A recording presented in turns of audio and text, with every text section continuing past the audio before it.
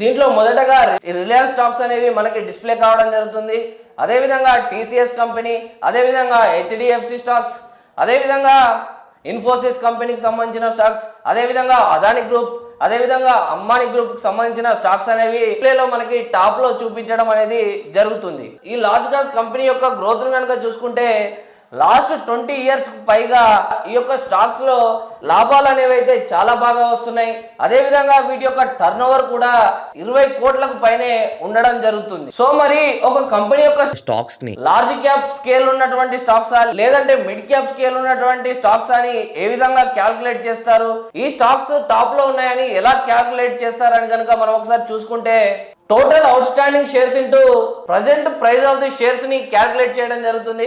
So ఈ విధంగా calculate చేసుకున్నప్పుడు ఏదైతే మనకి ఆ అమౌంట్ అనేది చూపిస్తుందో దాన్ని బట్టి ఈ యొక్క కంపెనీస్ యొక్క స్టాక్స్ అనేవి లార్జ్ స్కేల్లో ఉన్నాయా, మిడ్ స్కేల్లో ఉన్నాయా అనేది తెలుసుకోవడం అనేది జరుగుతూ ఉంటుంది.